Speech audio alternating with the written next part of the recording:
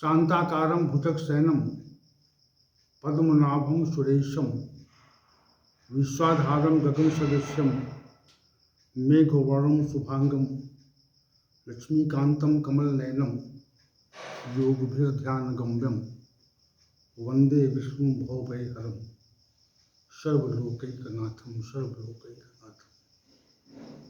वसुदेवसुतं देवं कंसचाणूरमर्दनं देवकी परमानंदम कृष्ण वंदे जगद्गुरुं कृष्ण वंदे जगद्गुरुं। कृष्णाय वासुदेवाय हरे परमात्मने प्रणतक्लेशनाशाय गोविंदाय नमो नमः गोविंदाय नमो नमः। हम सभी आज पुनः भगवद गीता के इस विशेष ज्ञान सत्र में उपस्थित हैं और भगवान श्री हरि की विशेष अनुकंपा से हम सभी प्रतिदिन यहाँ पर विशिष्ट कार्य के लिए एकत्र होते हैं और नित्य प्रति भगवत गीता ज्ञान पर चर्चा करते हैं। संपूर्ण गीता प्रवचन की श्रृंखला का निर्माण हमारा उद्देश्य है। विश्व में किन लोगों ने संपूर्ण गीता प्रवचन की श्रृंखला का निर्माण किया, ये अभी हमारी जानकारी में नहीं आया। इसी उद्देश्य को लेकर के हम लोग आगे बढ़े और ये प्रयास किया गया कि संपूर्ण गीता प्रवचन की एक श्रृंखला बनाई जाए। तो उसी श्रृंखला के निर्माण हेतु हम लोग कार्य कर रहे हैं। सभी लोगों का सहयोग है। आइए चलते हैं अपने विषय पर। अध्याय संख्या 8, श्लोक संख्या 10। प्रयाण काले मनसा चलेन भक्त्या युक्तो योग बलेन चयु प्रयोर्मध्ये प्राणमावेश सम्यक सातम परम पुरुष मुपैतव्यम। हे अर्जुन, जो भक्ति युक्त पुरुष मृत्यु काल में योग बल से प्रकृति के मध्य में प्राण को अच्छे प्रकार आवेशित कर लेता है और फिर निश्चल मन से स्मरण करता हुआ उस दिव्य स्वरूप परम पुरुष परमात्मा को ही प्राप्त होता है। इसमें जो भक्त्या युक्तो प्राण कालीन योग बलीन पदों की व्याख्या हो चुकी थी। अब शेष पर हम आज विचार करेंगे। भ्रूर मध्य प्राणम सम्यक आवेश से। प्रकृति के मध्य में प्राण को अच्छी प्रकार से स्थापित करके इस पर आज की चर्चा को हम केंद्रित करने का प्रयास करते हैं। देखिए, प्राण जो है वो निरंतर जन्म के साथ ही नासिका में गतिशील होता है और गतिशील होने के उपरांत वो निरंतर चला करता है। अब उसकी गति पर आप विशेष ध्यान दें तो आप ये पाएंगे कि प्राण गति करता है, प्राण में गति रहती है और जीवन पर्यंत प्राण नासिका में और जो नली है, नलिका है, उसमें प्राण की गति निरंतर रहती है। अब उस पर आप दृष्टि डालें, अपने मन को सांसारिक विषयों से हटा करके और प्राण की गति पर आप दृष्टि डालें तो ये देखेंगे कि जो प्राण की गति है वह नित्य ही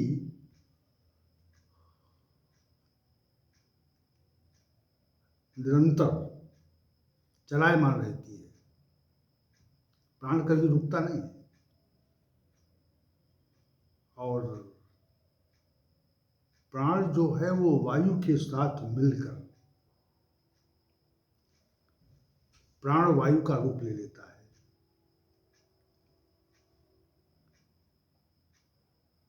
वायु में निश्चित हुआ प्राण निरंतर गति करता है। अगर आप प्राण की गति पर, प्राण वायु की गति पर ध्यान देंगे तो नासिका में भी उसकी गति का अनुभव होगा और नासिका से बाहर जाते हुए और पुनः नासिका में प्रवेश करते हुए आप कंठ के पास से होता हुआ और आपकी जो छाती है वहाँ पर फेफड़ों के मध्य गति करता रहता है। ऐसा कहा जाता है कि प्राणवायु का जो गति है वो नाभि तक होती है। लेकिन हमारा जो यहाँ पर विषय है ये है कि भ्राकुटी के मध्य में प्राण को अच्छी प्रकार आवेशित करके, स्थापित करके, रोक करके, इस विषय पर हमको व्याख्या करनी है। तो प्राण को कभी आप नासिका से बाहर रोकें तो नासिका के बाहर जब आप प्राण को रोकेंगे और अपने मुख को बंद कर लेंगे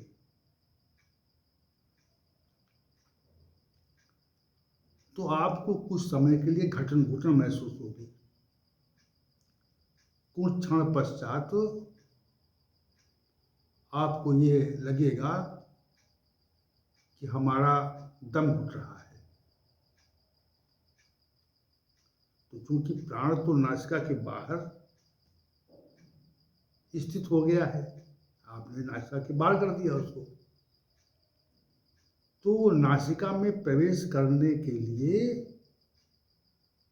उतावला होगा, प्रयास करेगा। और चूंकि नासिका का छिद्र दोनों बंद है तो प्राण की स्थिति नासिका के बाहर हो गई उस समय।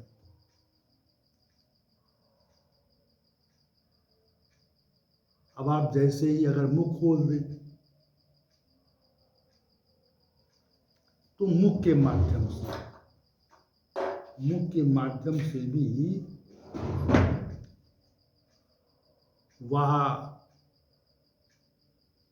प्राण मुख में प्रवेश करके और आपकी श्वास नली में प्रवेश कर जाएगा। तो मुख से सांस ले रहे हैं तो ये जो प्राण है वह कहीं पर भी उसे रोका जा पाना संभव नहीं है। बहुत प्रयास से योगी जन प्राणों का आयाम कर लेते हैं, इसको प्राणायाम कहते हैं। कुछ समय के लिए, कुछ पल के लिए, कुछ मिनट के लिए, और ये माना जाता है कुछ घंटे भी कुछ लोग रोक लेते हैं, क्योंकि ये प्रयोगात्मक विषय है। तो यहाँ पर जो बात है, जो कथन श्री भगवान का है, वो ये है कि भ्राकुटी के मध्य में प्राण को अच्छी प्रकार स्थापित करेगी, ये कथन है। तो हम उसको समझाना चाह रहे हैं कि नासिका के बाहर प्राण स्थित हुआ और जैसे ही आपने नासिका का द्वार खोला वैसे फिर वो ऊपर चला गया। तो श्वास नली से घूमता हुआ वो फिर फेफड़े में आ गया। तो अगर आपकी दृष्टि उस पर है, उस पर दृष्टि आपकी अगर है, तो आप ध्यान देंगे कि प्राण निरंतर गतिशील है और ये प्रक्रिया निरंतर चला करती है। प्राणवायु कभी रुकती नहीं है, और प्राणवायु रुकने का अभिप्राय मृत्यु। प्राणवायु अगर रुक जाए तो उसका अभिप्राय होता है मृत्यु हो गई। तो प्राणवायु कभी रुकती नहीं, लगातार निरंतर गतिशील रहती है। तो प्राणवायु के न रुकने के कारण ही हम जीवित हैं। जीवन कब तक है? जीवन तभी तक है जब तक प्राण चलता है, निरंतर गति करता रहता है।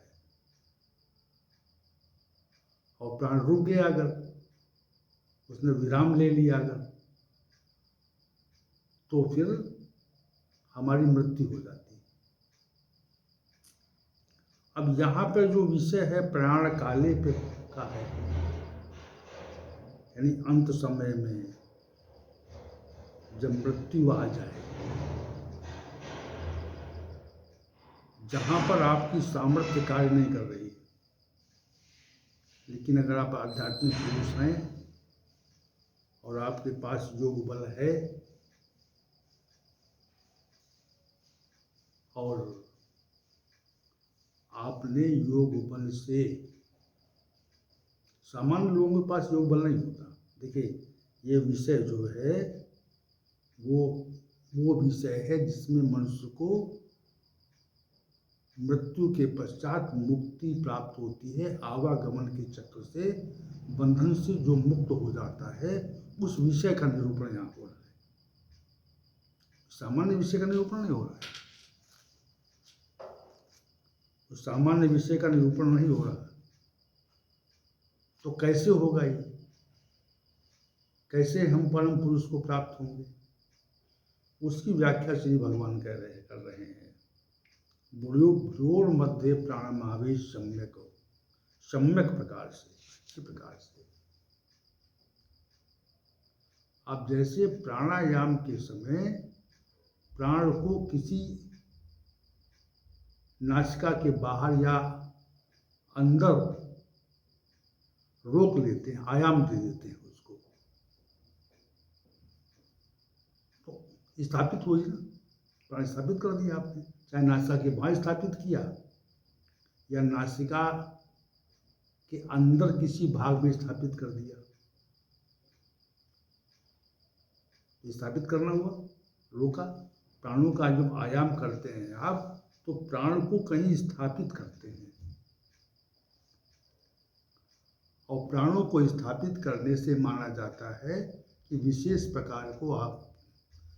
प्रकार की आध्यात्मिक शक्ति, ऊर्जा आपको प्राप्त होती है, ये माना जाता है प्राणों की स्थापना से। तो जिस मनुष्य के पास परमात्मा की भक्ति है, जो भक्ति युक्त है और जिसमें योग बल की सामर्थ्य है,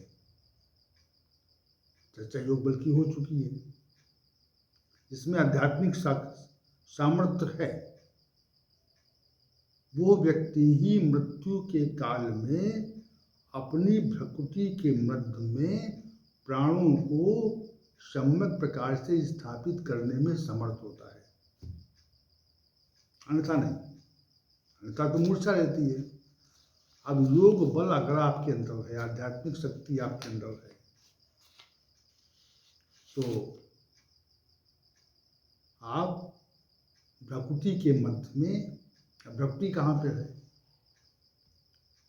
जो दोनों नेत्र हैं, ऊपर जो मस्तक है, जो दोनों भौहें हैं आपकी ये, इसके मध्य में ये प्रकृति का भाग है। और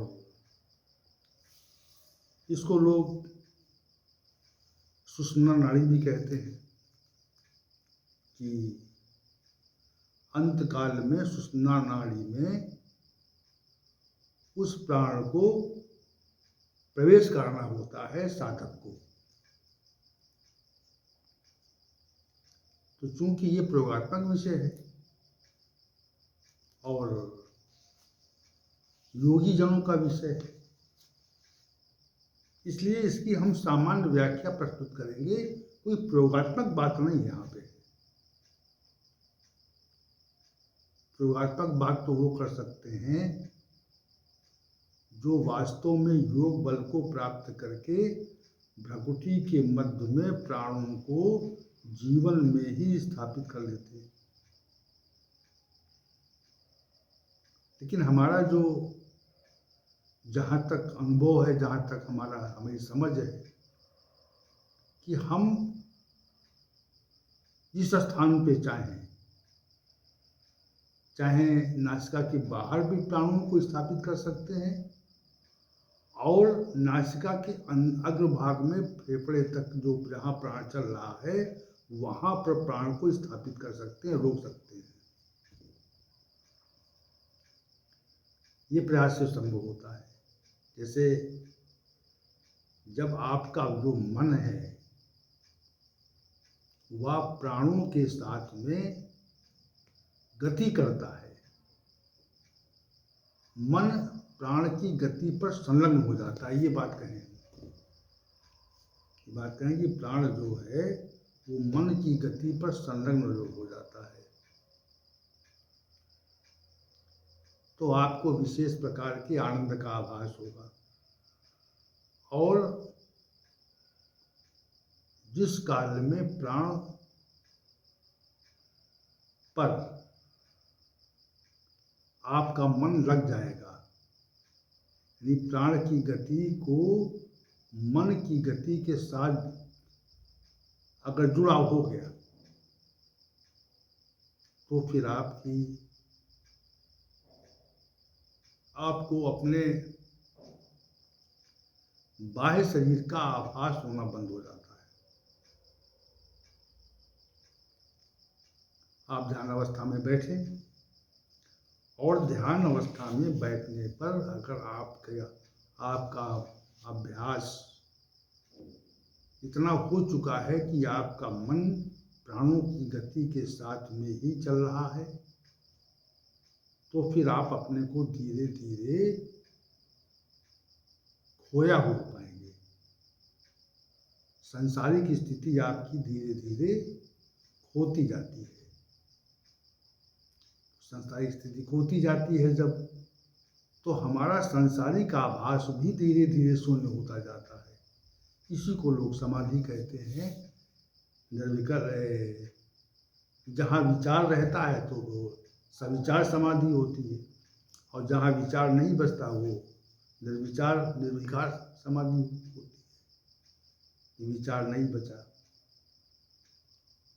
और जब संकल्प रहता है और एक संकल्प नहीं रहता है, तो ये दोनों प्रकार की अलग अलग प्रकार की समाधियाँ बन जाती हैं। लेकिन समाधि का अभिप्राय यही है कि मन को प्राण के साथ स्थापित कर लेते हैं लोग। साधना का विषय है ये। आप कितना समर्थ होंगे इसमें ये तो साधक को ज्ञात हो जाता है कि हम कहाँ तक समर्थ हैं। अब यहाँ पर श्री भगवान ने क्या कहा कि आपकी जो भ्रकुटी है इसमें मृत्यु के काल में योग बल से अपने प्राणों को स्थापित करें। आप कर सकते हैं, तो योग बल नहीं है तो नहीं कर पाएंगे आप। योग बल अगर नहीं है तो प्राणों को प्रकृति के मध्य में स्थापित करना असंभव है। देखिए, श्री भगवान जन्म मृत्यु के चक्र से हम सभी को निकालना चाहिए। इसलिए वो तमाम अनेक विधियों का वर्णन करते हैं, सभी के लिए करते हैं, चाहे वो साकार का उपासक हो, चाहे निराकार ब्रह्म का उपासक हो, चाहे सगुण ब्रह्म का हो, चाहे कुछ भी हो। क्योंकि श्री भगवान तो सब विद्या जानते, तो इसलिए वो निर्विकार जो ब्रह्म के, निराकार ब्रह्म के जो उपासक हैं, उनकी बात यहाँ कर रहे हैं, उनकी बात चल रही है यहाँ पे। तो जो साधना करते हैं, जिनका जो भाव निराकार ब्रह्म के प्रति बहुत ही आस्थावान होता है, उससे वो परिवर्तित नहीं करते अपने को, तो उनकी बात कर रहे हैं। तो कथन का अभिप्राय यह है कि भ्रगुटी के मध्य में प्राण को स्थापित करना है। प्राण काल में प्राण जब नीचे से ऊपर की ओर गति करे और नासिका के बाहर आने के पूर्व ही वो भ्रगुटी के मध्य में उसे रोक लिया जाए। अब कभी आप प्रयास करें कि प्राण को नासिका से बाहर भी न जाने दें और जो भ्रगुटी है उसके नीचे भी न जाने दें, पड़ने न दें उसको। तो ऐसी स्थिति में प्राण भ्रगुटी में स्थापित होता है, यहाँ स्थापित होता है। प्रयास करें, देखें, क्योंकि यह जो क्रिया है ये आपको स्वयं करनी पड़ेगी, और इस क्रिया से कोई क्रिया आप करते हैं तो उस क्रिया का जब प्रदर्शन करना होता है तो पहले उस क्रिया को हम अनेक बार दोहराते हैं, तभी तो प्रदर्शन के समय वो क्रिया हम संपादित कर पाएंगे, नहीं तो नहीं कर पाएंगे। तो उसको कहते हैं रिहर्सल, कहते हैं लोग, पूर्व संपादन। तो आप बैठे ध्यान में, और ध्यान में बैठ करके नासिका के बाहर भी प्राण न जाने दें और भ्रकुटी के नीचे भी न उतरने दें। प्रयोग करें और परमात्मिक शक्ति का आश्रय लें कि हमारा जो प्राण है वह स्थापित हो जाए। कहाँ स्थापित हो जाए? भ्रकुटी के मध्य में, यहाँ पर स्थापित हो जाए। आप सांस को ऊपर, प्राणवायु को ऊपर खींचिए, सांस को ऊपर खींचिए और खींच करके भ्रकुटी के मध्य में रोकिए उसको, और उसको नीचे न उतरने दीजिए। सांस खींच करके, और जितना खींच सकते हैं उतना ऊपर ले जाइए। अब ऊपर ले जाकर के वही शांत कर दीजिए उसको, वही रोक दीजिए। जैसे अगर नीचे रोकना होता है तो नीचे श्वास को खींच करके नीचे प्राण को हम आयाम देते हैं, रोक लेते हैं। वैसे ही ऊपर खींचें और उस प्राण को नीचे न जाने दें,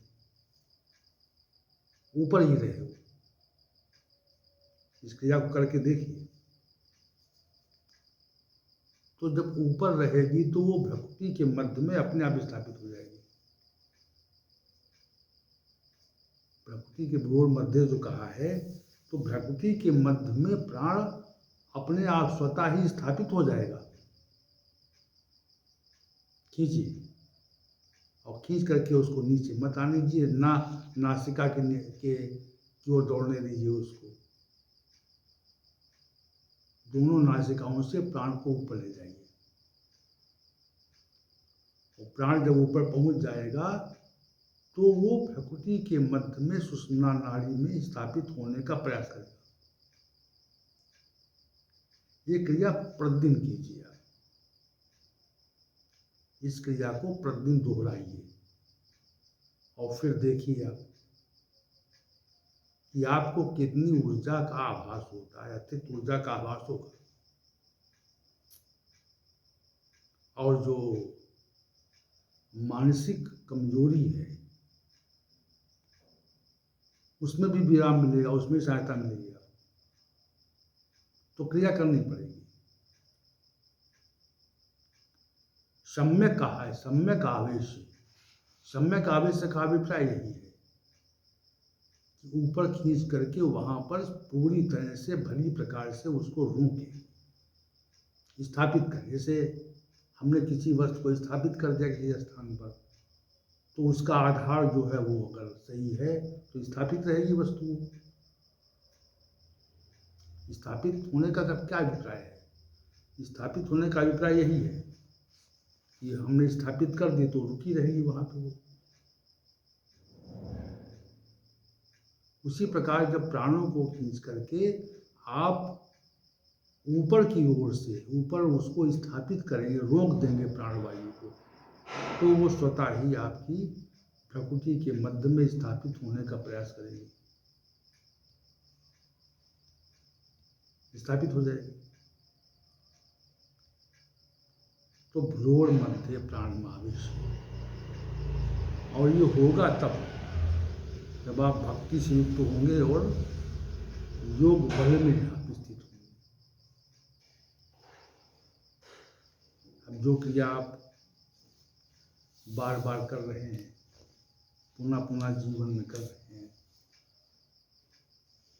तो पुनः पुनः करने पर आपके अंदर योग बल की वृद्धि भी हो जाती है, और योग बल की वृद्धि होने पर आप में जो प्राणों को प्रकृति के मध्य में स्थापित करने की जो स्थिति है वो भी सामान्य रूप से आती जाती है। इस क्रिया को आप जीवन में करें पहले। जैसे भगवान का स्मरण आप जीवन पर्यंत करेंगे तो श्री भगवान आपको मृत्यु काल में स्वतः अनायास स्मरण में आपके आ जाएंगे। क्यों? कि हम श्री भगवान के स्मरण से के भाव से भावित रहे हैं, तभी तो स्मरण में आएंगे। कैसे आएंगे? वैसे ही प्रकृति के मध्य में जब आप प्राण स्थापित कर लेंगे अच्छी प्रकार से, बार बार करेंगे इस क्रिया को, तो फिर आपको मृत्यु काल में इसमें कोई विशेष प्रयास नहीं करना पड़ेगा, क्योंकि आपको बल प्राप्त हो जाएगा, उसके लिए योग बल प्राप्त हो जाएगा। उसी बात को श्री भगवान यहाँ पर बहुत स्पष्ट कर रहे हैं। क्योंकि देखिए ये सारा जो संपूर्ण प्रकरण यहाँ पर है वो व्यवहारिक है, ये प्रयोगात्मक है। इसको हमको स्वयं सीखना पड़ता है और स्वयं करना पड़ता है। इसका जो अवलंबन है, इसका जो संपादन है, इसकी जो क्रिया है वो हमको स्वयं करनी पड़ती है, वैसे नहीं होती।